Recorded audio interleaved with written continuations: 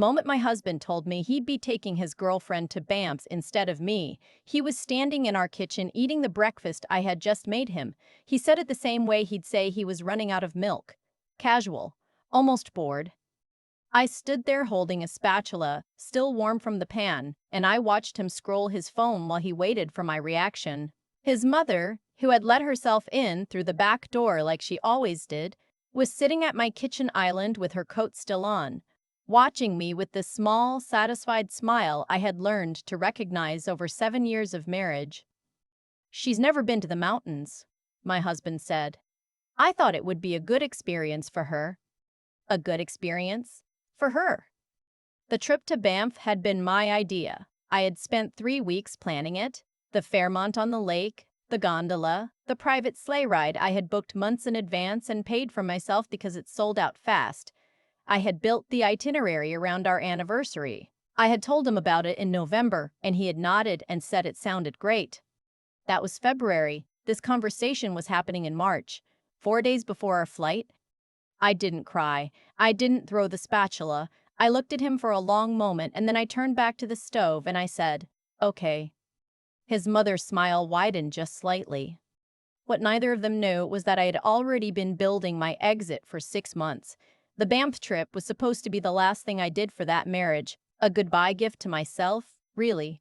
One last beautiful weekend before I filed the papers I had already had drawn up by a lawyer in Mississauga whose office I had visited on my lunch breaks 3 times without telling anyone. The moment my husband opened his mouth about his girlfriend in Banff, he hadn't derailed my plan. He had just made it so much more interesting.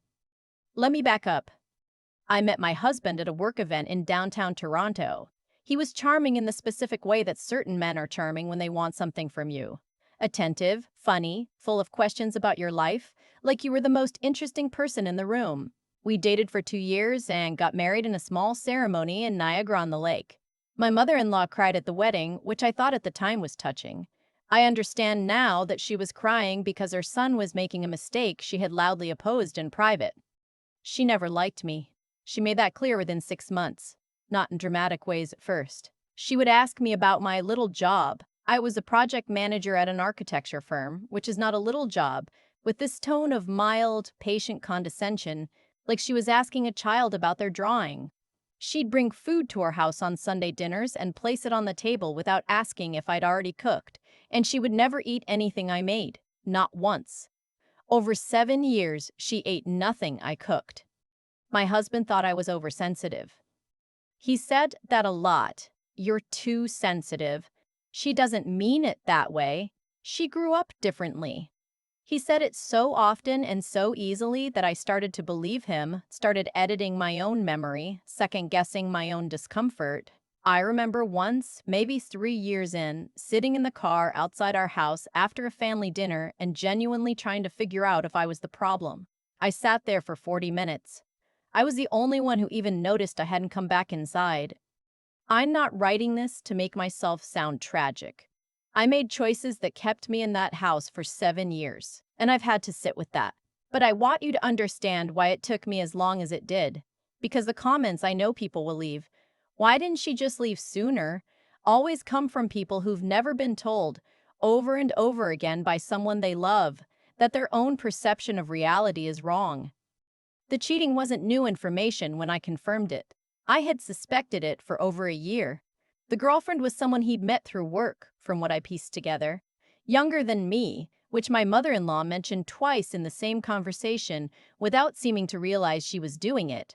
She worked at a logistics company in light hiking, which I know because she had a public Instagram that I looked at exactly once and then put my phone down and went for a very long walk by the lake. I didn't confront him. I know that surprises people. But by the time I had confirmed enough to be certain, I had already stopped wanting to save the marriage. What I wanted was to leave cleanly, with my finances protected, without giving him or his mother the satisfaction of a scene. So I did something that took every bit of self-control I had. I acted normal. I packed his lunches. I went to his mother's for Easter. I sat across from him at restaurants and talked about whether we should refinish the deck. And in the background, quietly and very carefully, I did what I needed to do. I met with my lawyer. I moved a portion of my savings, money I had earned and kept in an account predating the marriage, which in Ontario is treated differently in separation proceedings, into an account he didn't have access to. I had a long, honest conversation with my firm's HR director, whom I trusted, and I explored a job opportunity in Vancouver that a former colleague had flagged for me in January. I told no one in our shared social circle. I told my sister, who lives in Edmonton, and I told one friend from university who lives in Halifax and who responded with "finally" and a string of emojis. And I planned the Banff trip. Here's what my husband didn't know about that trip. The reservation at the Fairmont was in my name alone, on a credit card he wasn't on. The sleigh ride was non-refundable and non-transferable, with a name verification required at check-in. The private dinner I'd booked at the restaurant overlooking the lake, same. Every premium element of that trip, the parts that made it special, the parts that justified the cost, were locked to my name specifically because I had booked them through a concierge service that required ID confirmation for experiences over a certain price point. I'd done this partly for security reasons, not because I anticipated this exact situation. But sometimes planning carefully protects you in ways you didn't intend. When my husband told me he was taking his girlfriend on the trip, he thought he was taking the whole trip. He wasn't. What he had access to were the flights booked on a joint credit card, which he knew about, and the basic hotel booking he had seen on my laptop once and apparently memorized. What he didn't know was that the reservation he thought existed had been modified. 2 weeks before his announcement, I had quietly moved the luxury suite to a different set of dates for a solo trip I was planning for myself. What remained under the original booking was a standard room, no lake view, no package, no special inclusions. The kind of room that's fine. Perfectly acceptable. The kind you book when you're visiting Banff for the first time and you just need somewhere to sleep. I didn't cancel his flights. I didn't warn him. I also, the day after his announcement, sent a politely worded email to the sleigh ride company explaining that the guests would be two people other than myself, a man and a woman, and asking if they could still accommodate the booking. The response came back the next morning. Unfortunately, the experience was non-transferable and had been designed specifically as a couple's experience with personalized elements tied to the reservation holder. The booking would need to be canceled entirely, and the cancellation policy at this stage meant no refund. I replied thanking them for their understanding. The private dinner, same outcome, similar email, similar result. Then I called the concierge service I had been working with, and I asked them to use the credit I had accumulated on a booking for myself, a different weekend, a different property in Tofino I had been looking at for a while, right on the ocean, where I intended to celebrate my divorce. On the morning of my husband's flight to Calgary, I was already in Vancouver. I had accepted the job offer the previous week. I had given notice at my firm 2 weeks, professional, no explanations beyond a new opportunity, and had arranged to have my belongings moved to a temporary sublet I had organized in East Vancouver while I found permanent housing. My sister had driven from Edmonton to help me pack while my husband was at the gym, and we had the car loaded in under 3 hours. We didn't talk much. She just kept saying, "Good, good, okay, good," every time I handed her a box, which is very her. I left the house key on the kitchen island. I texted my husband when he was in the air. I told him I had filed for divorce, that he would hear from my lawyer, and that I hoped he and his mother had a nice trip. I then put my phone on airplane mode for 6 hours and drank a glass of BC Chardonnay somewhere over the Rockies and watched the mountains through the window and felt something I had almost forgotten. The specific physical sensation of breathing all the way in. His first message, when I turned my phone back on in Vancouver, was about the hotel room. "This isn't the room you showed me." Then, "Where's the lake view?" Then, 20 minutes later, from an unknown number I recognized as his mother, "I don't know what you think you've accomplished." Then, from him again, the next morning, "The dinner booking isn't here. They said it was canceled." And then, my personal favorite, the one that I have screenshotted and will treasure for the rest of my days, "The sleigh thing says it was non-transferable." What does that mean? I did not respond to any of these messages. My lawyer had advised me not to, and also I didn't want to. I want to be clear about something. I didn't do any of this because I wanted to hurt him, not really. I'm past the stage of wanting to watch someone suffer. What I wanted was to stop pretending, and I wanted to leave with the same quiet competence with which I had managed every other part of our lives. The finances, the social calendar, the renovation decisions, all the invisible labor that keeps a household together and that no one ever noticed until I stopped doing it. I wanted to walk away and take my carefully planned vacation and let them figure out for themselves what it felt like to arrive somewhere expecting one thing and find it entirely rearranged. I have thought many times about the moment they checked into that room, the view of the parking lot, the absence of the champagne and the flower arrangement and the itinerary I had built, the look my mother-in-law must have given him, and the conversation they must have had, the two of them, standing in a standard-size hotel room in Banff in March, trying to figure out what happened. I wasn't there for it. I didn't need to be. I was sitting on the deck of a rental cottage in Tofino watching the Pacific push itself up the beach, and I was eating a bowl of Dungeness crab I had bought at a stall near the harbor, and I was, for the first time in years, genuinely uncomplicated happy.